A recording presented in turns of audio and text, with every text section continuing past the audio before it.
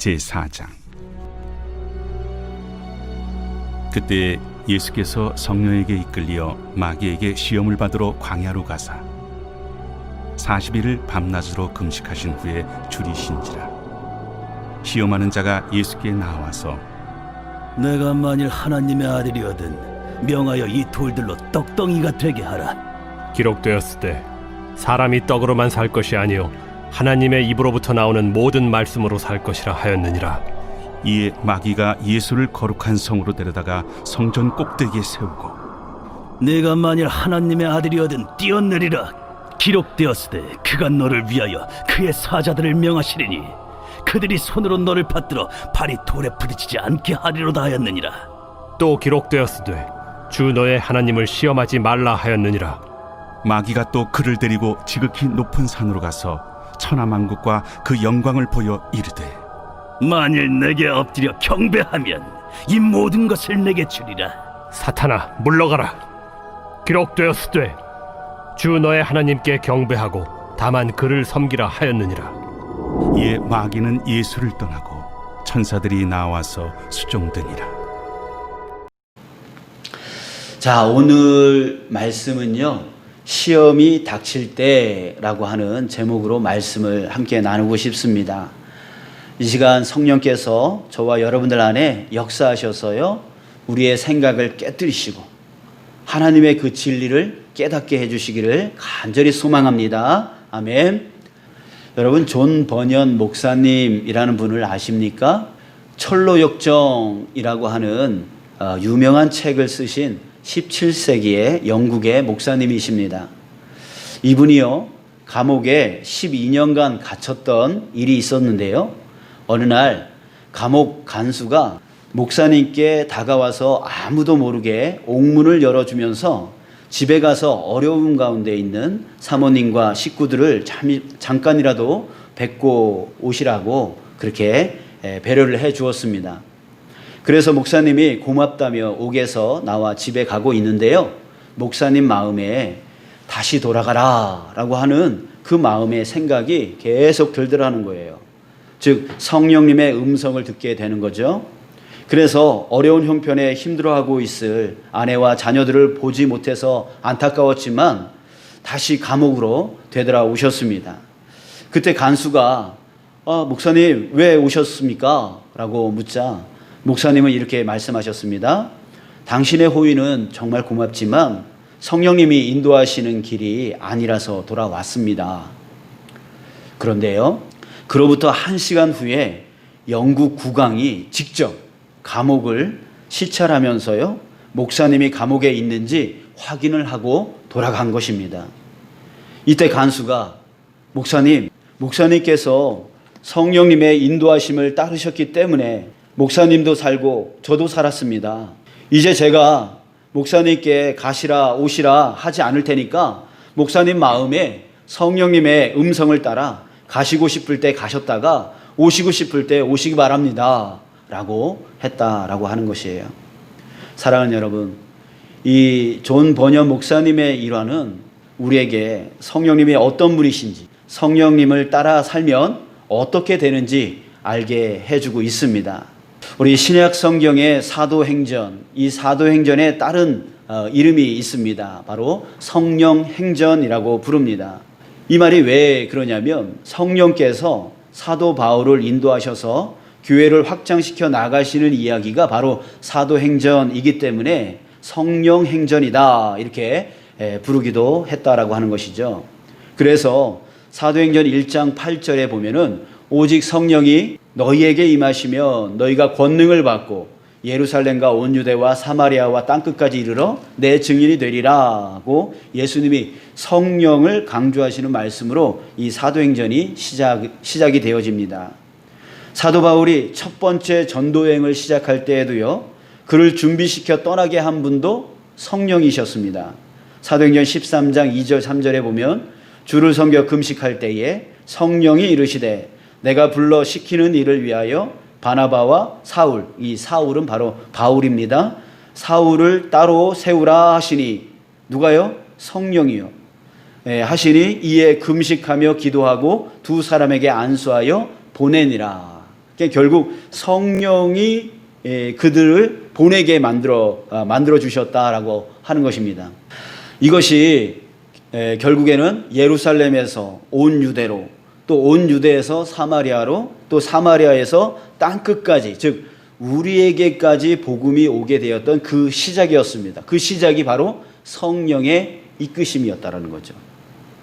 사도 바울의 두 번째 전도 여행을 볼 때도요, 사도 바울을 강권적으로 이끌어서 나가시는 것을 볼 수가 있는데요. 사도행전 16장 6절에 보면 성령이 아시아에서, 여기 아시아는 우리가 살고 있는 그 아시아 대륙을 얘기하는 게 아니라 지금의 터키 지역의 서부 지역을 아시아, 그러니까 지금 우리 강원도에 살고 있잖아요. 그 도 개념으로 아시아 도를 얘기하는 거예요.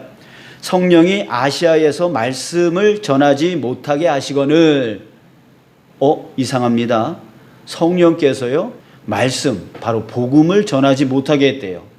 성령이 복음의 방해자이신가요? 아니에요. 성령께서 무슨 뜻이 있었어요?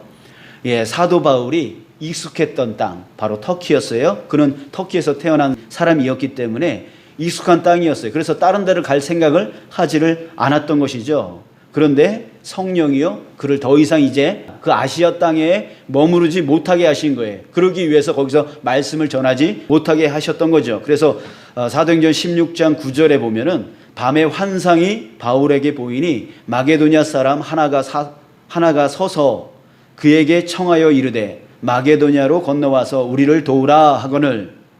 자, 꿈을 보여주셨어요. 그랬더니 마게도냐, 이 마게도냐는 바로 그리스, 지금의 그리스 땅의 북부 지역을 얘기해요. 그 지역의 사람 한 사람이 꿈에 나타난 거예요. 성령이 보여주신 거죠. 성령이 보여주시면서 마게도냐 사람이 건너와서 우리를 도와달라라고 했다라는 거예요. 그때에 사도 바울이 깨달은 거예요. 성령께서 나로 하여금 이 땅에서 복음을 전하는 걸 멈추고 이제 저 땅으로, 저 그리스 땅으로, 내가 생소한 땅, 내가 익숙하지 않은 땅, 그 땅으로 성령께서 이끌어 나가고 계시는구나 라고 하는 것을 깨닫고 이제 배를 타고 그리스 땅으로 넘어가게 되어집니다. 자, 이렇게 성령께서 사도 바울의 사역을 주도적으로 강력하게 이끌어 가시고 교회를 확장시켜 나가시는 것을 볼 수가 있습니다. 사랑하는 여러분, 제가 오늘 이렇게 성령의 인도하심에 대해 말씀드리는 이유는 바로 오늘 본문 1절 말씀 때문입니다. 1절 말씀 보겠습니다. 그때에 예수께서 성령에게 이끌리어 마귀에게 시험을 받으러 광야로 가사. 예수님이요, 마귀에게 시험을 받으러 광야로 가셨습니다. 그런데요, 예수님이 스스로 가신 게 아니죠. 바로 성령님이 이끌어 가셨다라고 하셨습니다. 즉 성령께서 주도적으로 이끌어 가신 것입니다. 그런데요, 오늘 본문에서는 예수님이 성령께 이끌리어, 여기서 이끌리다라고 하는 말이 원어로 헬라어로 보면 아나고라고 하는데 인도하다라고 하는 뜻이에요. 그러니까 성령께서 인도하여 가셨다라고 표현하고 있습니다. 그런데요, 마가복음 1장 12절에 보면은요, 성령이 곧 예수를 광야로 몰아내신지라 라고 했습니다. 몰아내다, 이끌다라고 하는 말과 몰아내다라고 하는 말이 어감이 틀리죠. 자, 이 말을 마가는 어떻게 표현했냐면 헬라어로 에크발로라고 하는 단어를 썼어요. 마태는 아나고라고 하는 단어를 썼다 그랬잖아요. 근데 마가는 에크발로라고 하는 헬라어를 썼어요. 이 말은 뭐냐면 던져버리다라고 하는 뜻이에요. 무슨 말입니까? 성령님이 예수님을 마귀에게 시험받게 하려고요, 광야에 던져버렸다라는 거예요. 참 이상하지 않습니까? 자, 게다가 마귀에게 보냈다라고 했는데요, 여기서 마귀, 우리 마귀 하면 사람들을 유혹하여 넘어지게 하는 귀신의 종류를 우리가 생각할 수 있잖아요. 자, 그런데요, 또 이 마귀는 바로 사탄 그 자체를 말하는 헬라어 디아볼로라고 하는 단어를 쓰고 있다라고 하는 거예요. 이 말을 구약 히브리어로 번역하면 바로 사탄이 되어지는 거예요. 자, 다시 말해서 사탄이 누굽니까? 인간 타락의 원인이 되고 하나님과 그의 나라를 대적하며 땅 위에 어둠의 권세를 번식시키고 사람들의 파괴를 유도하는 타락한 영들의 왕, 그게 바로 사탄이에요. 귀신 조무래기를 말하는 게 아니라 그들을 움직여 나가는 사탄, 왕 사탄을 말하고 있다라고 하는 거예요. 자, 다시 한번 정리해 봅니다. 성령님은 어떤 분이십니까? 인도하시는 분이십니다. 예수님도 그 성령의 인도하심에 따라 이끌려 광야로 나가셨습니다. 그런데요, 이게 이상합니다. 성령님이 존 버니언 목사님을 인도하실 때는 그의 생명과 간수의 생명을 구해 주시고자 인도하셨는데요. 또 사도 바울을 인도하실 때는 교회를 확장 부흥시키고자 인도하셨는데요. 지금 예수님을 인도하시는 것은 어떻게 인도하십니까? 그런 것들과 전혀 다르게 인도하고 계시다라고 하는 거예요. 성령님은 존 버니언 목사님의 생명을 구해 주시고 사도 바울의 사역을 통해 교회를 부흥케, 즉 더 좋게 만드시고자 인도하셨는데, 여기 예수님을 인도하시는 것을 보면 오히려 예수님을 타락한 영들의 왕인 사탄한테 내던져버리는, 즉 죽든 말든 알아서 하라는 듯이 사탄에게 시험받도록 던져버리는 것이에요. 게다가 성령님은 언제나 항상 함께 계시는 분이잖아요. 그런데 여기서 예수님께는 예외였던 것 같습니다. 자, 11절을 한번 보시겠습니다. 이에 마귀는 예수를 떠나고 천사들이 나와서 수종드니라. 자, 이 말씀에 의하면 마귀가 떠나고 나서야 천사들이 나와서 수종든 것으로 이렇게 말하고 있습니다. 그러니까 지금 예수님은 사탄에게 내던져졌을 때 철저히 혼자였다라고 하는 거예요. 성령께서 함께하지 않았다는 거예요. 천사들이 함께하지 못했다라는 거예요. 오로지 예수님만 철저하게 혼자 사탄한테 던져졌다라는 거예요. 왜일까요? 왜 성령님은 이렇게 매몰차게 예수님을 던져버린 것일까요? 그것도 함께 돕지 않고 철저하게 혼자. 여러분들, 그 이유가 무엇이겠습니까? 성령님이 잘못했습니까? 아니죠. 혼자서만 해야 할 일, 바로 예수님께서 혼자서만 해야 할 일이 있었기 때문이라는 거예요. 그래서 성령께서 그렇게 내던져 버린 거예요. 왜일까요? 왜? 무슨 일? 혼자서만 해야 했던 그 일이 무엇이었을까요? 여러분들, 그것은 바로 우리 다시 태초로 아담과 하와가 있을 그 시간대로 다시 돌아가는 것입니다. 여러분, 하나님의 첫째 아들 그 아담이 어떻게 했습니까? 그 아담에게 사탄이, 지금 예수님에게 찾아왔던 그 사탄이 첫 번째 아들 아담에게 찾아왔었습니다. 그리고 그 아담과 하와를 유혹했습니다. 시험했습니다. 오늘 예수님께 시험하신 것처럼, 그 시험이란 단어는 바로 유혹이라고 하는 단어입니다. 그 아담에게 했던 그 사탄이 바로 지금 예수님께 온 사탄이고, 또 그 사탄이 시험했던 그 내용이 바로 지금 예수님께 시험했던 그 내용인 거예요. 그 첫째 아들 아담이 그 사탄한테 유혹되어졌을 때, 시험받았을 때 아담은 어떻게 되었습니까? 바로 그 유혹에 넘어가게 되어진 것이죠. 그래서 어떻게 됐어요? 그로 인해서 하나님의 그 자녀들, 인류가 죄에 빠지게 되었고 하나님과 단절되었고 하나님을 잃어버리게 되었어요. 하나님이 없는, 하나님의 부재된 그런 영혼 어떻게 되겠습니까? 하나님이 함께하지 못함으로 인하여 고통이 찾아오고 염려가 찾아오고 두려움이 찾아오고 죽음이 찾아오게 되어진 것이죠. 그래서 지금 하나님과 단절된 지금 이 세상은 바로 그 두려움 속에 묶여 있고 염려 속에 묶여 있고 고통 속에 묶여 있고 죽음 속에 묶여 있게 되어지는 거예요. 그래서 사탄은 지금도 그 죽음을 갖고 너희들 이렇게 하면 죽을 거야, 저렇게 하면 죽을 거야 라고 하면서 두려움을 집어넣어서 사탄의 종이 되어지게 만들고 있다라고 하는 거예요. 그래서 그 안에서 고통을 염려를, 걱정을, 두려움을 그 속에서 살아가고 있는 것이죠. 자, 그랬을 때에 둘째 아들이 오셨습니다. 그게 누굽니까? 바로 예수님이신 것이죠. 자, 예수님이 지금 뭘 하고 있는 거예요? 뭐 때문에 오신 거예요? 되돌리려고 오신 것이죠.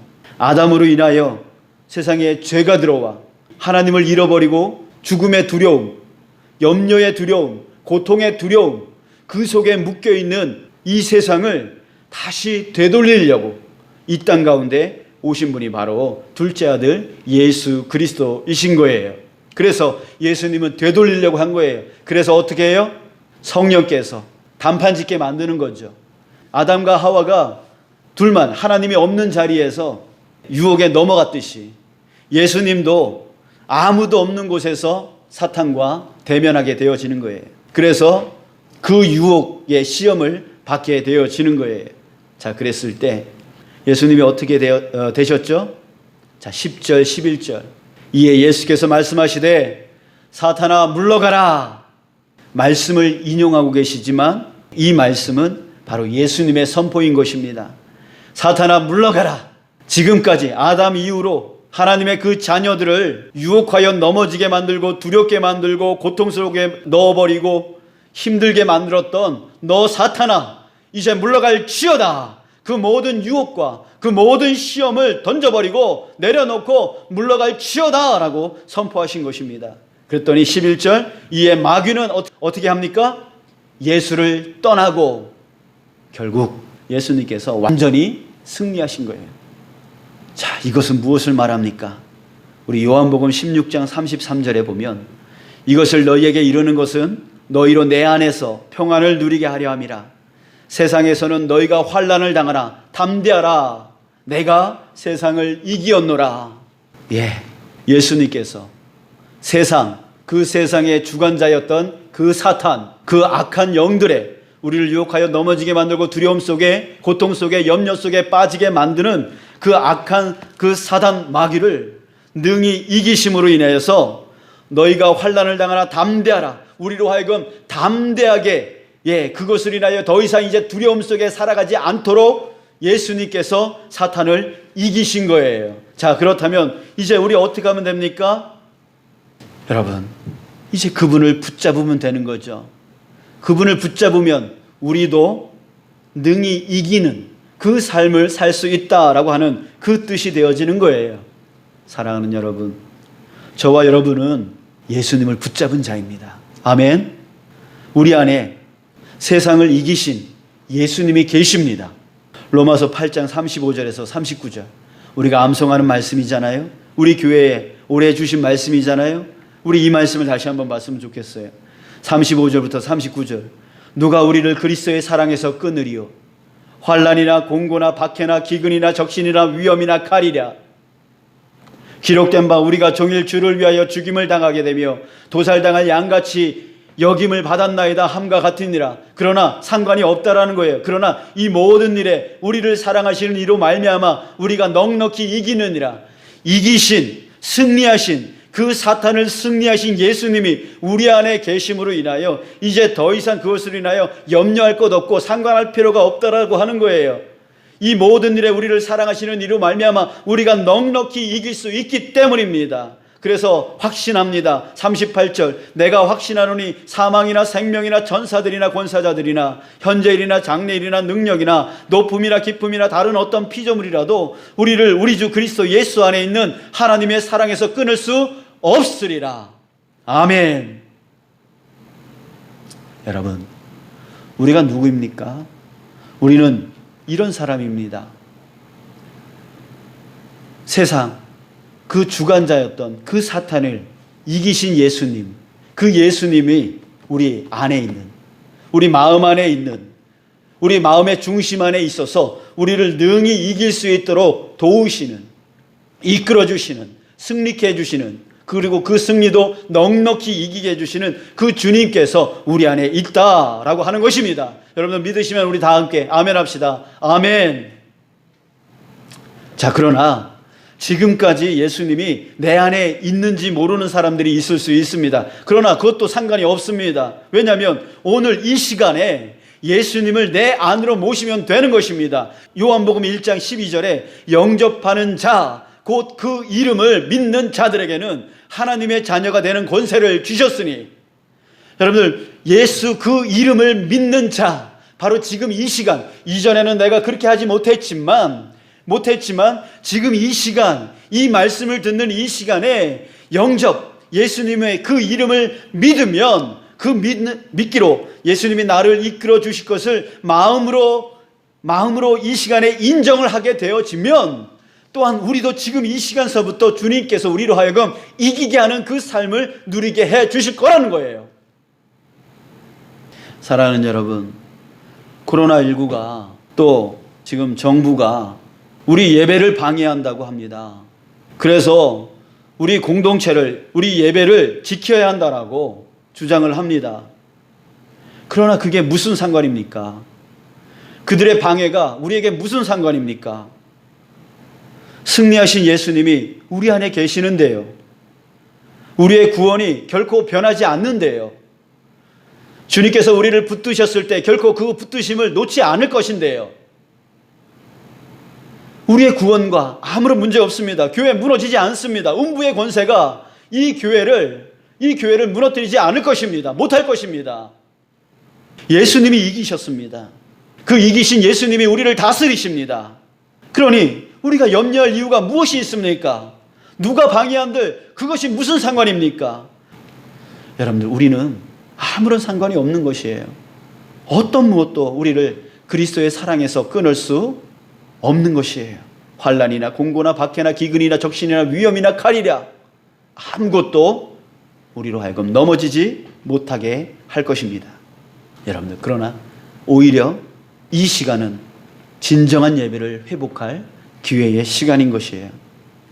요한복음 4장 20절에서 23절 말씀에 보면 예수님께서 사마리아 땅을 지나시다가 사마리아 여인을 만나서 함께 대화 나누는 장면입니다.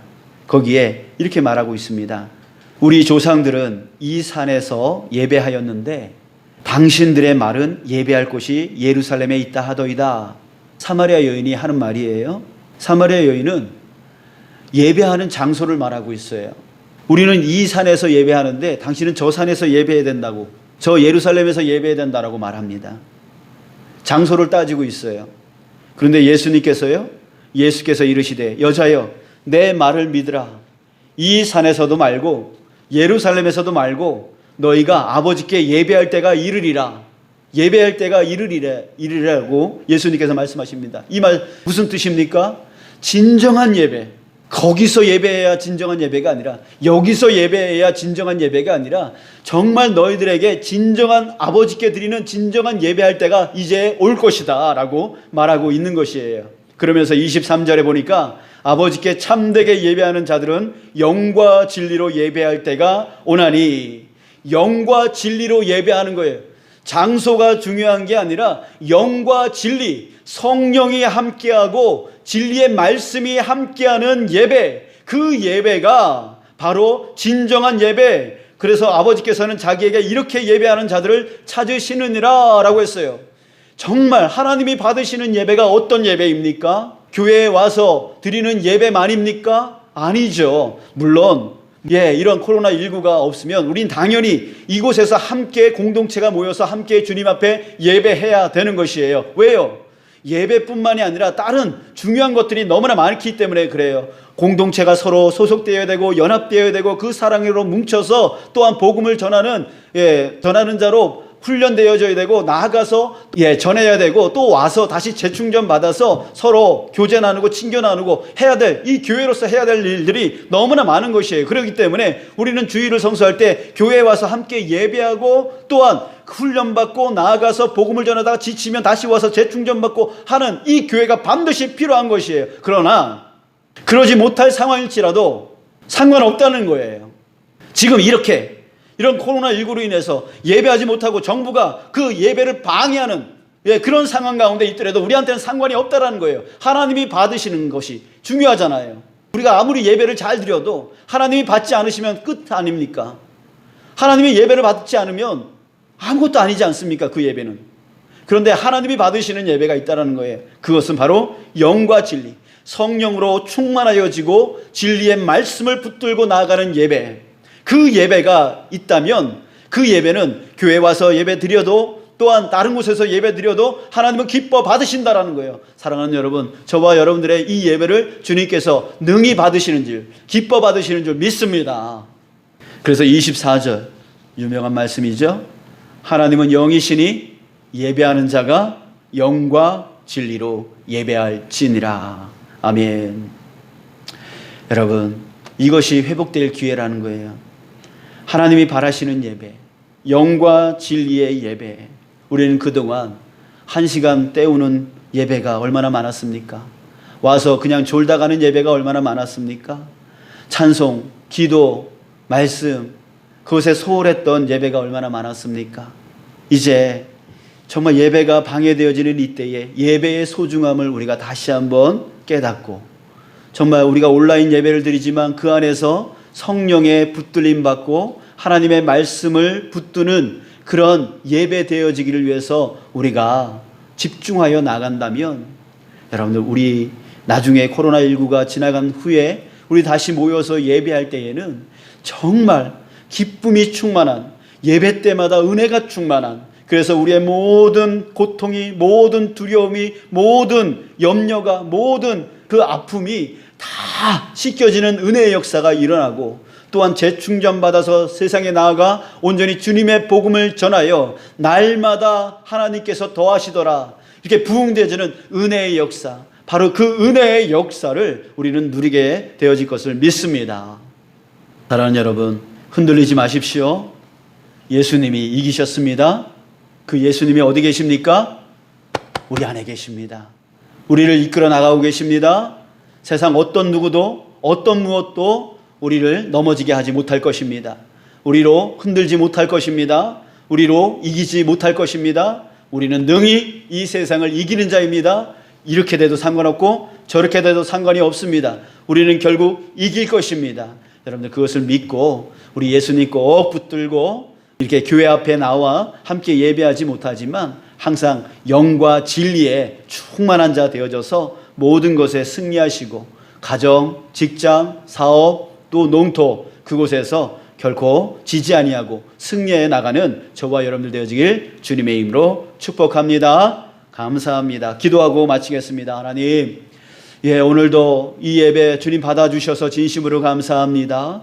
주님의 말씀을 선포할 때 우리 마음 가운데 도전 주셔서 감사합니다. 깨닫게 해주셔서 감사합니다. 우리 안에 잊었던 예수님을 다시 한번 기억할 수 있게 해주셔서 감사합니다. 두려움 가운데, 염려 가운데, 고통 가운데 있는 것만 생각했는데 우리 안에 이기신, 승리하신 예수 그리스도께서 함께 계심으로 인하여 우리 모든 것을 이길 수 있는 자 되어졌음을 알게 해주셔서 감사합니다. 이제 그것을 온전히 믿으며, 예수님을 온전히 믿으며 우리의 가정과 직장과 사업장과 우리의 농토를 돌봐나가는 우리 승리하는 우리 모든 성도 되어지기를 간절히 소망합니다. 세상에 이런 말 저런 말에 흔들리지 아니하고, 그것에 왔다리 갔다리 하지 아니하고, 그것에 편들지 아니하고, 그래서 반대편에 있는 자들을 비난하지 아니하고 정말 우리의 갈 길을 온전히 가는, 그거와 무슨 상관이 있냐고, 정말 그게 우리와 무슨 상관이 있냐고, 하나님이 우리를 붙들고 계시는데, 예수님이 우리를 인도하고 계시는데 우리가 결코 넘어지지 않을 것이고 결코 흔들리지 않을 것인데 그게 무슨 상관이냐고 담대하게 나갈 수 있는, 두려움을 내려놓고 담대하게 용기를 다하여 나갈 수 있는 우리 온 성도 될 수 있도록 인도하여 주시옵소서. 그리고 온라인으로 예배하지만